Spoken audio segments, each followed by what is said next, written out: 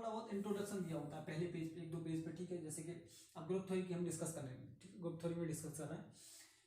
जैसे कि फंक्शन है, जैसे फंक्शन है, आज हम जो डिस्कस करेंगे फंक्शन पे बात करेंगे, फंक्शन क्या होता है, ठीक। आपको बहुत इजी लग रहा है ना ये, देखेंगे इससे रिलेटेड देखो क्वेश्चन, कितने क्वेश्चन आते हैं आईआईटी जेम में। आईआईटी जेम पूछता है इससे रिलेटेड, फंक्शन से रिलेटेड, देखो कैसे क्वेश्चन आएंगे, दिखाएंगे हम, क्वेश्चन में दिखाएंगे आपको।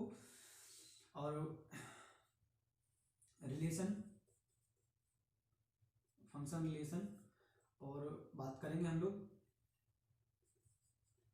बाइनरी कंपोजिशन, बाइनरी कंपोजिशन की बात करेंगे, ओके।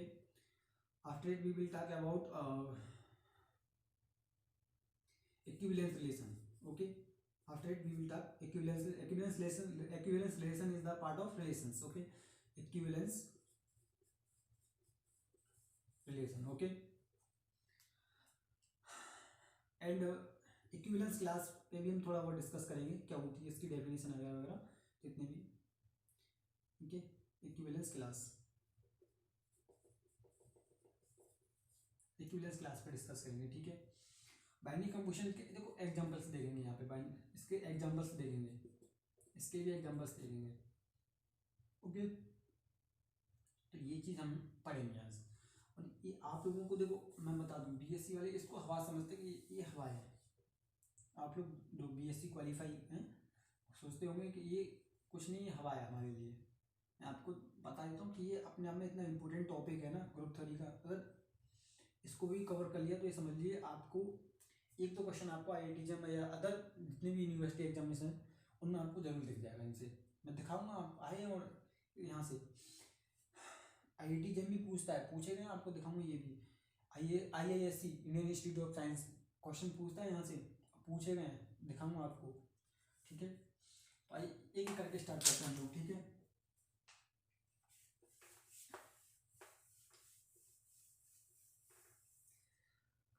देखो हम बात करते हैं सबसे पहले फंक्शन की, ओके। तो फंक्शन क्या होता है आप लोग पहले से ऑलरेडी जानते होंगे फंक्शन के बारे में, ठीक है। अगर नहीं जानते तो आप समझ लीजिए फंक्शन, अगर आपको नहीं पता है तो।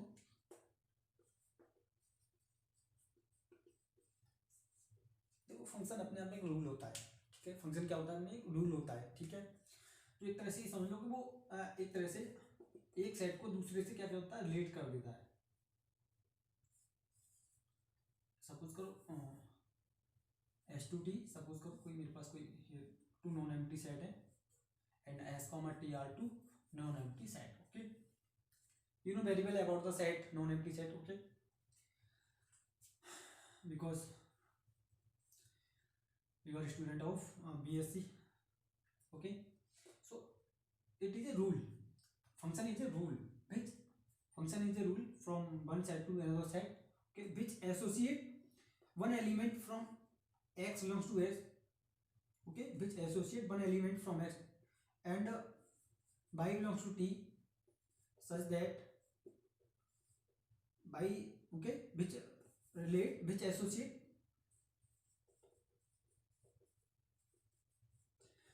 an element x belongs to x, x belongs to x and y belongs to t, okay. And y is called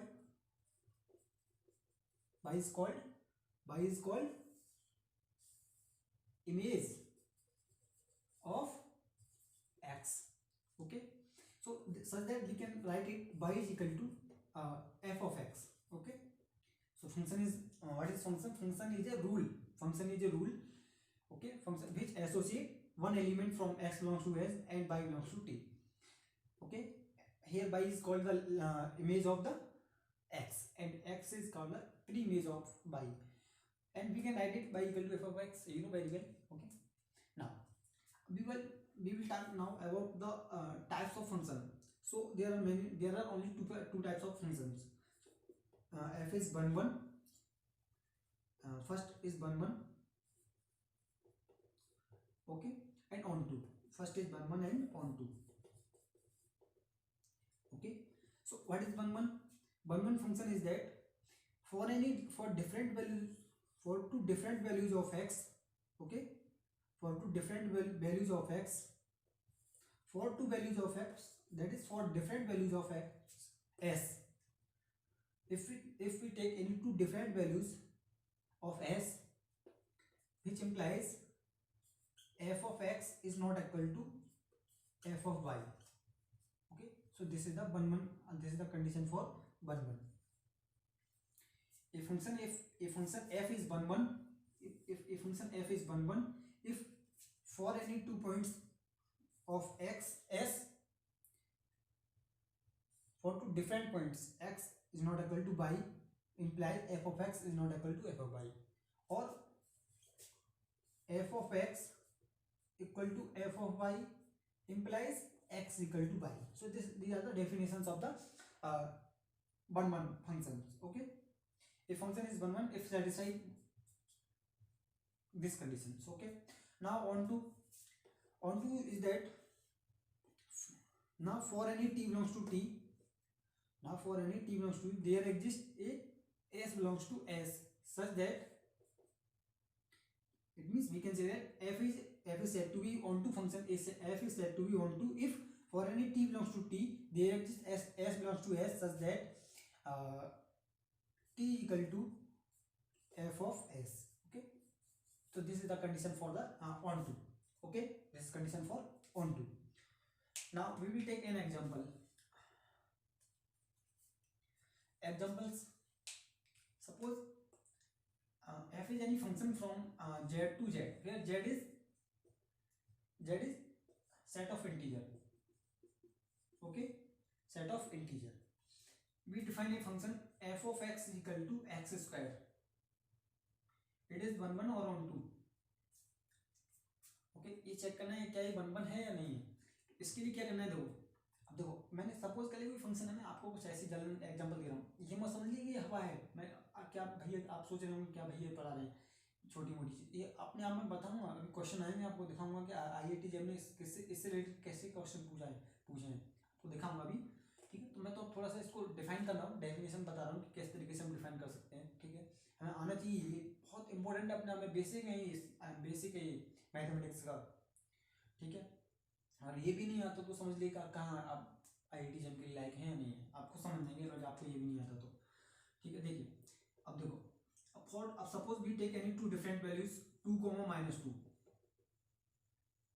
2, -2. Now so 2 is not equal to -2. Okay, then f of x equal to, that is f of 2 is equal to 4. For x equal to 2 we find 4, and for f of -2 equal to 4. But देखो, for there are two different values 2, -2, but we find f of 2 is equal to f of -2. यहाँ पे देखो क्या है, दोनों different है, but इसके लिए क्या डिफरेंट कंडीशन मिलेगी, बट ये तो इक्वल आ रहा है ना. फंक्शन की वैल्यू जो इमेज आ रही है वो जो कैसी आ रही है, सेम आ रही है. इसका मतलब क्या है, ये वाली जो कंडीशन थी मैंने यहाँ पे जो लिखाया है ये क्या फेल हो गई ना कंडीशन, ये कंडीशन फेल हो गई. तो इसका मतलब क्या, फंक्शन क्या रहा मेरा 1 1 नहीं रहा ना, 1 1, क्योंकि ये वाली कंडीशन होल्ड नहीं हो रही. For different values of s we cannot find the different values in t. we can, okay, so ये जो वैल्यू होती है f of x और f of y, किसकी वैल्यू होती है, t की. ये दोनों वैल्यू किस में जाती है, हमारी t में. ठीक है, तो ये एग्जांपल्स हो गया. ठीक, अभी आप इसके जो IIT जैम ने अब तक क्वेश्चन पूछे हैं इसमें वो भी हम आपको डिस्कस करेंगे. ठीक है, पहले और कुछ थोड़ा सा डिस्कस कर लें. ठीक है, मैं दिखाऊंगा जितना भी पढ़ा दूँ, उसके बाद जितने भी क्वेश्चन इससे रिलेटेड जो आए हैं, ठीक है, जितना भी पढ़ा दूंगा उससे रिलेटेड जितने भी क्वेश्चन पूछे गए उन सबको डिस्कस करेंगे हम लोग. ठीक है, हम बात करेंगे. ठीक है, अब देखो हमने फंक्शन पढ़ लिया.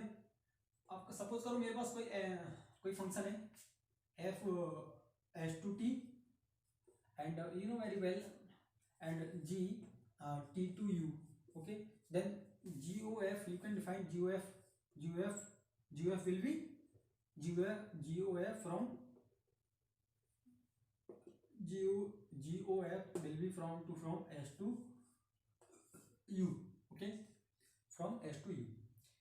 So you know very well this is a composition function. Okay, now we will talk about Cartesian product, you know very well Cartesian product, if there is any non-empty set, okay, then the Cartesian product S cross S is equal to a comma b such that a comma b belongs to, okay, S. This is the Cartesian product. Now we will talk about binary composition, which is very important in the group theory.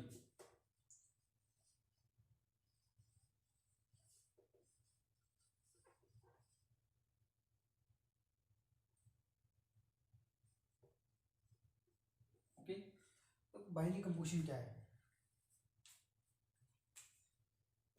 ठीक है। अब binary composition की बात करें हम लोग,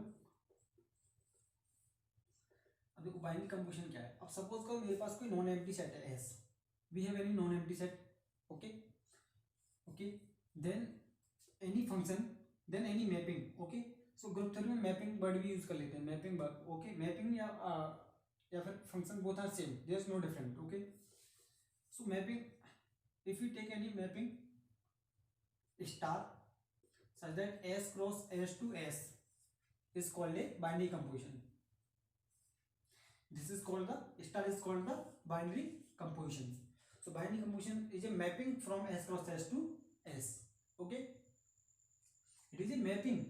Binary composition. What is the binary composition? It is a mapping from S cross S to S, and the element of S cross S are the,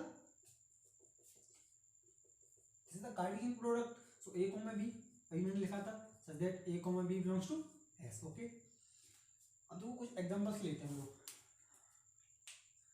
ठीक है। इसमें इस टाइप के एलिमेंट होंगे, ठीक है।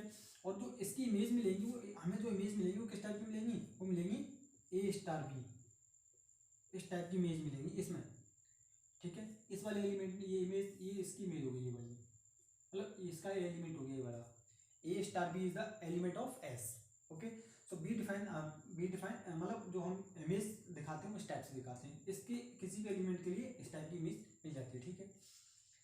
ये हो गया, no doubt, no doubt. Now examples, तो एग्जांपल्स क्या है, अब सपोज करो मैं कुछ एग्जांपल्स लेता हूँ, जैसे कि addition, you know very well, this is the simple addition and multiplication okay are the binary composition, are the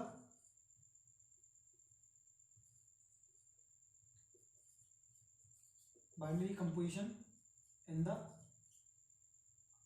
set of natural number, okay, in the set of natural number, suppose this is the set of natural number, okay। now इस बात को proof करना है मुझे। अब देखो, you know very well, if we take any a comma b belongs to n, then we can define a star b, where star is the addition and star can be, star may be, star can be addition, star can be multiplication, okay। so it belongs to n, okay। so we define any function, suppose star n cross n to n to n, okay okay। now so from, so the image, so we find image a star, so इस type के में image मिलेंगे ना इनमें, okay. Now अब देखो, suppose करो कि 2,3 r belongs 2,3 sorry belongs to n, okay। now so 2 plus 3 belongs to n, it is 2, and 2 multiplying 3 belongs to n, it is 2. it means addition and multiplication are the binary compositions, okay, in the set of natural number. But subtraction, okay, is not a binary composition, is not a binary composition। सबस्ट्रैक्शन क्या नहीं होता मेरा, ठीक है, क्या नहीं होता, binary composition नहीं होता। क्यों, अब देखो चेक कर लेते हैं। अब सपोज करो a minus b belongs to n, इसका मतलब, और बाइनरी, ये बाइनरी कंपोजिशन है मेरा, ये वाला बाइनरी कंपोजिशन है, तो इसका मतलब क्या है, इसका मतलब ये है कि a minus b belongs to n, a minus b belongs to belongs to n। अब सपोज करो कि a is equal to 2 and b is equal to 3, so there 2 minus 3 is equal to -1, but it does not belongs to n, n, but it does not belongs to n. So there, because suppose there are a and b are two natural number, a is equal to 2, b is equal to 3. So 2 minus 3, this implies minus 1, but minus 1 does not goes in n. So therefore subtraction is not a binary computation. Clear? Okay. Now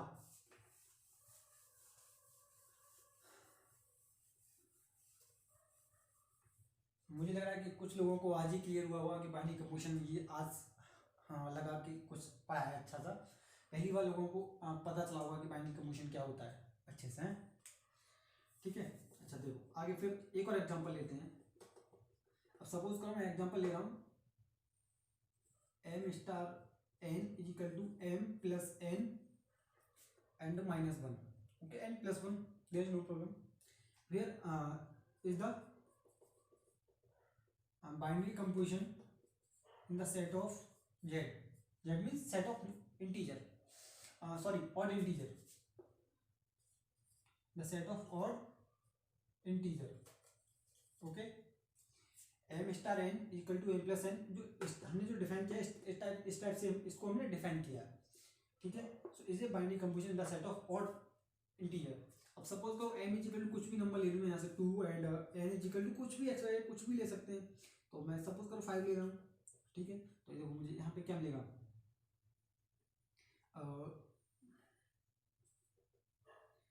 ठीक है ना। तो इसको मैंने define किया, तो ये जो नंबर मिलेगा मुझे ऑड मिलेगा क्या मैं सही डिफाइन कर रहा हूँ ये वाला। सपोज करो मैंने यहाँ पे माइनस किया, अच्छा ये पॉसिबल है या नहीं, मैं थोड़ा सा कंफ्यूजन में हूँ, ठीक है। 2 + 5 कितना हो गया मेरा, अब देखो 2 + 5 मैंने 1 ऐड किया इसमें, ठीक है। तो इसमें ऐड करेंगे हम लोग, अब देखो ऑड ले रहे हैं ना हम यहाँ पे, तो m इक्वल टू क्या ले रहे हैं, ऑड ले रहे हैं ना। तो दो m जो है किसके ऑड इंटीजर है, so therefore we can take only 3 because 2 is even integer, so we cannot take any even integer because the set is the set of all odd integers, okay। So we can take all integers only odd, so we define, so because m star, suppose we find always from here we find always a odd integer, because we put here, so we find 3 + 5 + 1, so 1, this implies 9. Here you can take any integer, odd integer, so you can define and you can find a even integer, odd integer, okay। Therefore you can therefore it is the binary computation। but for even integer, अब suppose करो मैंने यहाँ पे odd integer लिया, even integer लिया, the set of even integer, okay। तभी binary computation होगा, नहीं होगा भाई। सपोज को जब मैं यहाँ पे देखो 2 + 4 + 1, but this is the 7, but this does not belongs to even integer, so therefore we can say that this is not a binary computation for the in the set of even integer, okay। so these are some examples of the binary computation, okay। now we will come about now we will discuss about relations, okay।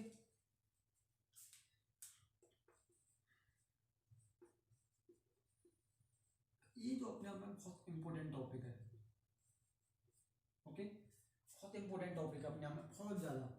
तो relation क्या होता है, अब suppose करो मेरे पास कोई एक नॉन एम्प्टी सेट है, कैसा non empty, you know very well about non empty, yes. अब देखो ये नॉन एम्प्टी सेट अपने आप में, अब सपोज करो मैंने क्या किया,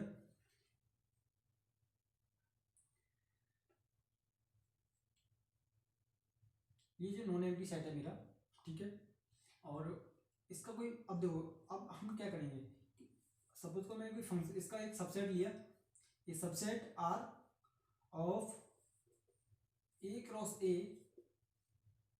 is defined as a relation on A, okay. इसका जितने भी सबसेट होंगे वो क्या करेंगे, रिलेशन डिफाइन करेंगे किस पर, ए पर।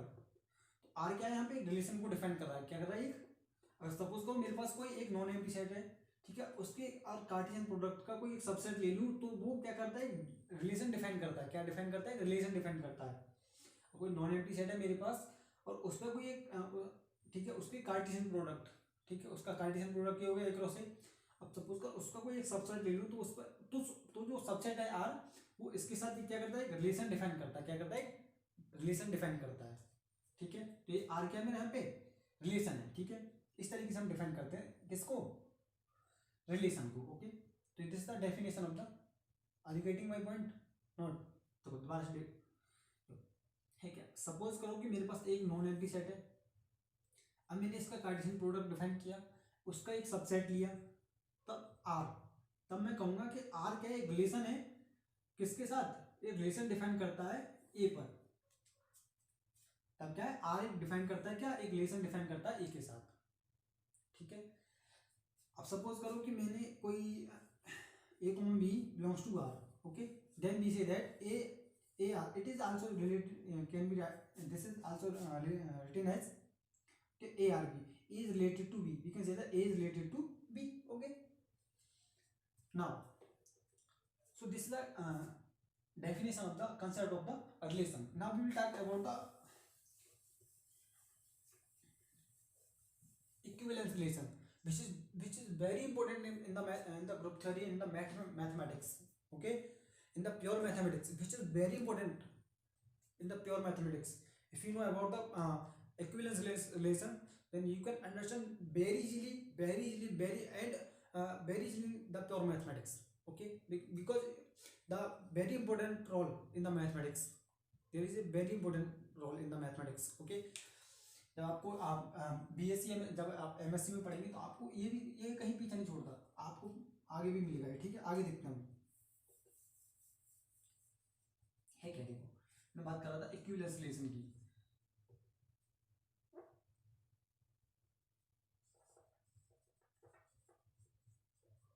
Equivalence relation, okay. देखो इक्विवेलेंस रिलेशन क्या होता है, देखो इक्विवेलेंस, थोड़ा सा इसमें हिंट डाल दूं थोड़ा सा। देखो इक्विवेलेंस रिलेशन अपने आप में एक रिलेशन है, ठीक है, क्या है वो, अपने आप में रिलेशन होता है, ठीक है। या फिर मैं कहूँ कि कोई भी आर सबसेट है मेरे पास of A Cartesian product, suppose करो ए मेरे पास कोई नॉन एम्प्टी सबसेट है, आर उसका कोई आर जो है उसके कार्टेशियन प्रोडक्ट का कोई सबसेट है, ठीक है।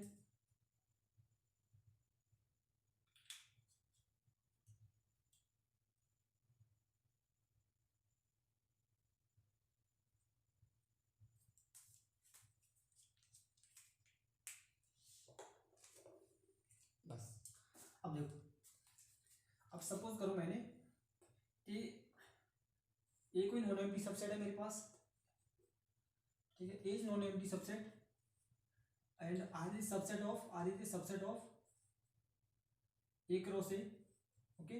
Then R is said to be, R is defined, R is said to be equivalence relation on A, then R is said to be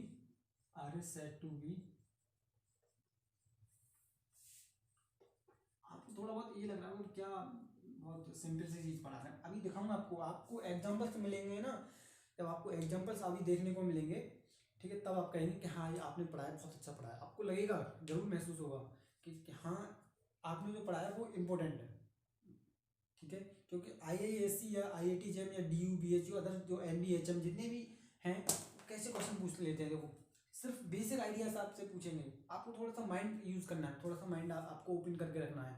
ये कोई MSc इंटेंस है, ये कोई आपको 12th लेवल का या 10th लेवल का इंटेंस एग्जामिनेशन नहीं है, ठीक है। थोड़ा अपने आप को भी थोड़ा सा ओपन करके रखें, okay. Is said to be equivalence relation, okay, you know very well. If for any a comma b c belongs to a, okay, and we can say that first a comma b belongs to r, okay, a comma a belongs to a, okay, for all a comma b belongs to A belongs to A, then we can say that this is the reflexive. और ये वाली condition hold हो रही है, कौन सी, ए वाली। अगर ए comma ए उस सेट में जा रहा है आर में, तो मैं क्या कहूँगा सबसेट में जा रहा है, ठीक है। आर तो अपने आप में सबसेट है, वो सेट भी है, ठीक है। तो if A comma A goes in R, then we can say that then it is called the reflexive property. Okay, second is that if A comma if A is related to, इसका मतलब क्या है, A is related to A, इसका मतलब है कि A जो है A से रिलेटेड है, हम स्वयं से अपने आप से भी क्या है, रिलेटेड है, ठीक है। सपोज करो हम लोग there are three persons, okay, in a straight line, in a straight line, okay. So every person is related to outside itself, okay, every person is related to itself, okay. So this is called the reflexive property. If suppose first there are three students, 1 2 3, if one is self related to, if one is related to itself, then we can say that it satisfies the reflexive. If one is related to 2 and 2 is also related to 1, then we can say that symmetric. And if 1 is related to b 2 and 2 is related to 3, then we can say that A is related to 3. Okay, this is the transitive property of the reflexive. So this is the reflexive. A is related to A itself. If A is related to B, and this implies B is related to A, okay. If A is related to B, then we say that B is related to A. So this is the symmetric property, okay. And third is one, A is related to B and B is related to C, implies A is related to C, okay. So this is called the transitive property. If R satisfies all three conditions, then we can say that R is said to be reflexive. Okay, कुछ examples लेते हैं, ठीक है। Definition है, you know very well, आप वैसे पढ़ चुके होंगे, इसमें कोई डाउट नहीं है, बट कुछ लोगों को आप समझ में आई होगी रिफ्लेक्सिव रिलेशन क्या है, ठीक है। अभी और क्लियर हो जाएगा, अभी डेफिनेशन से कुछ एग्जांपल्स लेता हूँ मैं, ठीक है। अब सपोज करो मैंने कोई फंक्शन लिया, there is any positive integer n, okay, and z is the set of integer, we define a relation, okay, this is the relation, okay, and defined as A is related is and mod B and mod n, if and only if n divides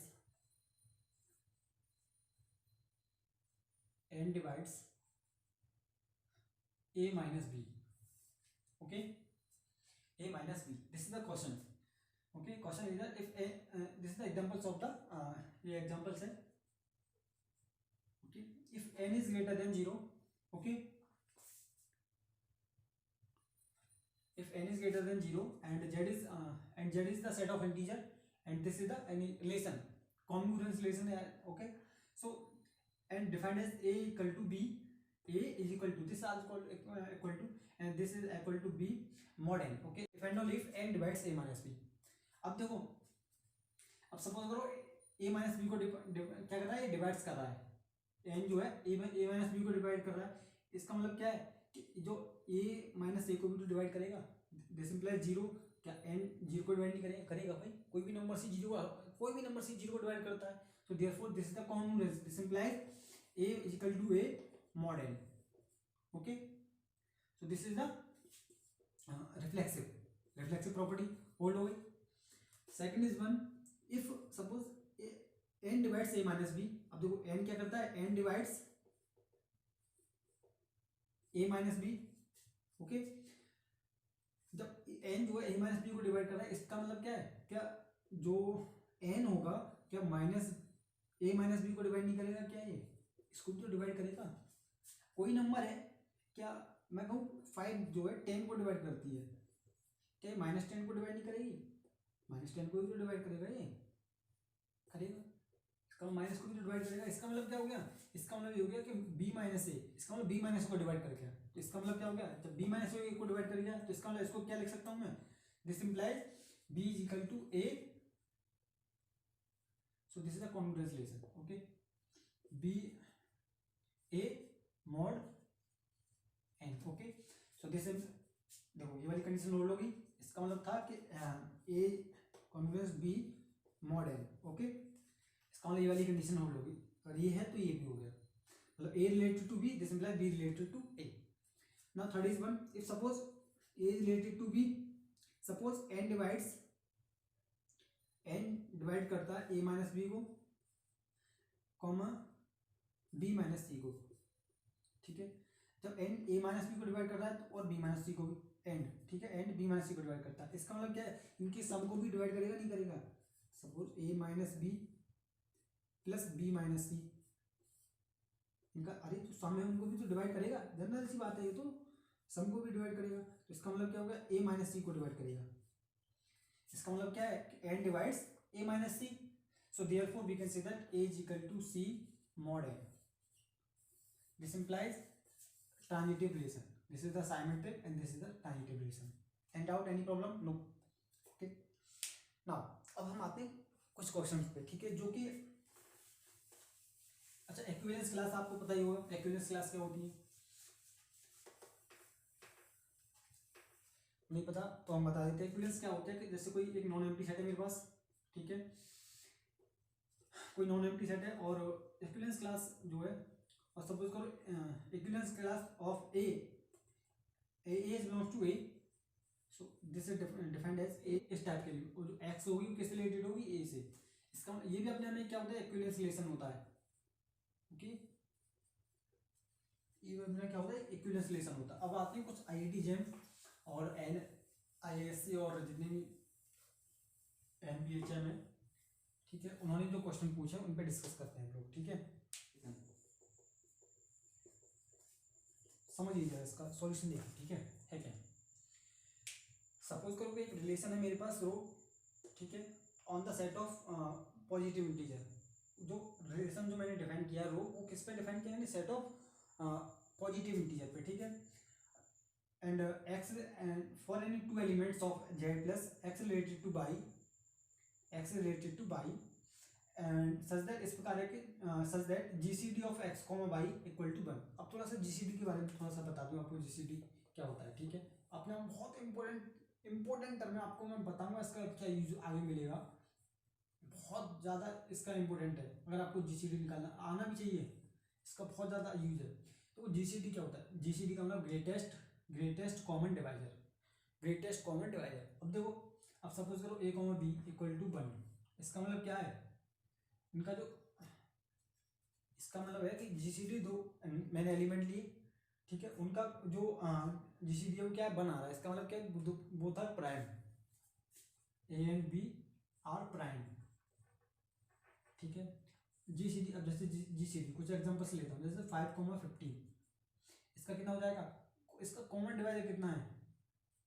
5। GCD of 15,18, this is 3।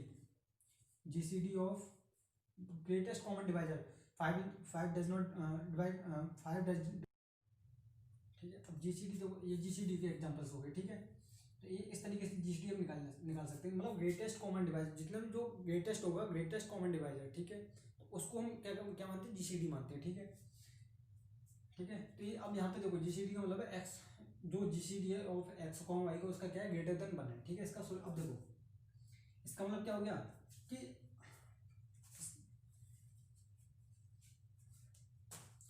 जब GCD उसका क्या है? Greater than 1 है। इसका मतलब क्या है? GCD, अब देखो 1,1, इसका क्या होगा? 1 होगा, नहीं होगा? इसका मतलब क्या है? 1 तो हो ही नहीं सकता, क्योंकि उसका जीसीडी क्या है? 1 है। इसका मतलब 1 से रिलेटेड नहीं हो सकता। अब सपोज करो 5,5, इसका मतलब क्या है? इसका मतलब क्या है? ये 1 5 या 5 हो गया, ये भी तो हो सकता है, ठीक है। बट हम क्या लेके चला, देखो यहाँ पे तो आपको एक चीज बताऊं कि आईआईटी में है क्या, देखो मैं आपको थोड़ी सी हिंट बता रहा हूँ कि आईआईटी में कोई ऐसा एक एग्जाम्पल ढूंढो कि जो कि उस कंडीशन को होल्ड ना करता हो। पता है कि सब कंडीशन हमें मालूम है होल्ड हो रही है, अगर एक भी कंडीशन एक ऐसी मिल जाए आपको, आप क्वेश्चन सॉल्व कर रहे हैं, मैं आपको बता रहा हूँ, ये बहुत अच्छी ट्रिक बता रहा हूँ आपको। ये आपको कोई ऐसी कंडीशन ढूंढनी है जिसपे वो कंडीशन, मतलब एक ऐसा, मतलब एग्जांपल से कुछ भी ढूंढना है कि उस वाले एग्जांपल्स पे या उस वाले पॉइंट पे ऐसा पॉइंट ढूंढना है कि हमें उस वाले पॉइंट पे कंडीशन होल्ड नहीं हो रही है। हमें पता है कि सब पॉइंट एक ऐसा पॉइंट ढूंढो उस पर कंडीशन ना होल्ड हो। आईआईटी में है कि आईआईटी में यही है, आप क्वेश्चन के ना होने की नहीं, ना होने की प्रोबेबिलिटी पे बात करो, ठीक है। ना होने का मतलब है कि उसको, जैसे कोई क्वेश्चन दे रखा है तो उसका मतलब है कि उसमें उसके लिए जो नेगेटिव का मतलब है कि अगर वो क्वेश्चन मानता हो किसी पॉइंट पे हो रहा है तो उसके ना होने की पॉइंट पे डिस्कस करो, तब आप क्वेश्चन का सोल्यूशन कर पाएंगे। आईआईटी में यही इसी टाइप के क्वेश्चन पूछे जाते हैं, ठीक है। अब देखो जीसीडी ऑफ वन क्या वन मिल गया, इसका मतलब ये रिफ्लेक्सिव तो हो ही नहीं सकता क्योंकि वन से रिलेटेड हो गया, और इसका क्या होगा, वन से रिलेटेड हो गया। जब वन से रिलेटेड हो गया इसका मतलब जीसीडी वन हो गया। जब इसका मतलब क्या है, वन हो नहीं सकता, इसका मतलब रिफ्लेक्सिव तो हो ही नहीं सकता। अब देखो रिफ्लेक्सिव ये वाला, इसमें रिफ्लेक्सिव है, रिफ्लेक्सिव नहीं होगा, रिफ्लेक्सिव इसमें भी होगा क्योंकि इक्विवेलेंस रिलेशन, इसका मतलब रिफ्लेक्सिव है। समझना रिफ्लेक्सिव क्यों नहीं हुआ, क्योंकि GCD of one equal to one, और क्या वन से जीसीडी उसका क्या है, ग्रेटर देन वन है, तो वन तो हो ही नहीं सकता। इसका मतलब क्या है, इसका मतलब क्या है, इसका मतलब ये है कि ये रिफ्लेक्सिव नहीं है। मतलब सेल, कोई एलिमेंट सेल के साथ रिफ्लेक्सिव, ये तो सेल के साथ रिलेटेड होना, ओके। तो इसका मतलब क्या है, ये अपने आप में रिफ्लेक्सिव नहीं है।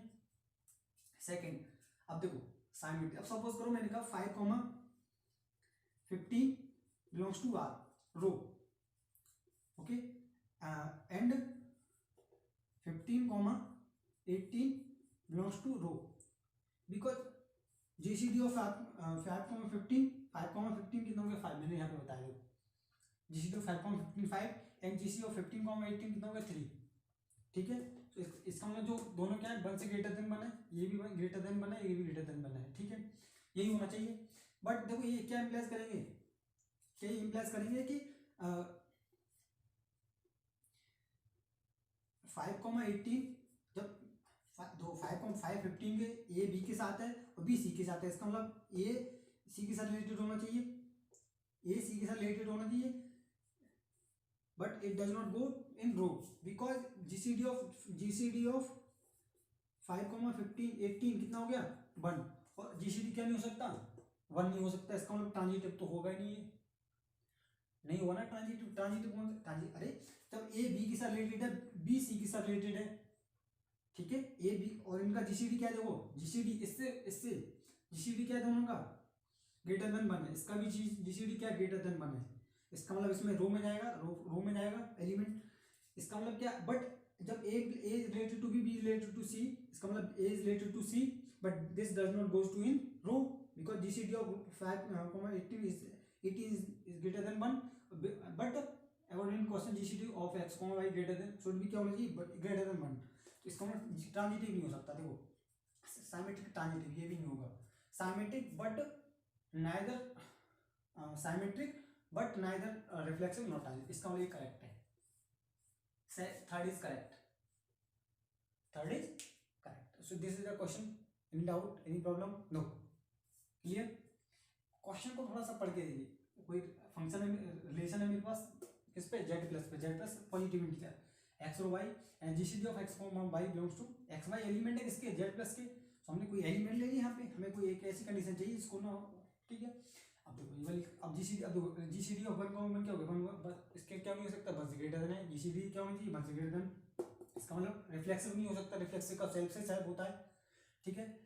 इसका मतलब अब मैंने एक एग्जांपल लिया, जैसे 5, अब सपोज करो 5,15 से रिलेटेड है, इसका जीसीडी क्या होगा 3, 18 से रिलेटेड है, इसका जीसीडी इसका 5 जीसीडी इसका 3 हो गया। बट अब सपोज करो ए बी से रिलेटेड है, बी सी से रिलेटेड है, तो ए सी से रिलेटेड होना चाहिए, तो इसका मतलब क्या है, ए सी से रिलेटेड है नहीं, क्योंकि इसका जीसीडी क्या हो गया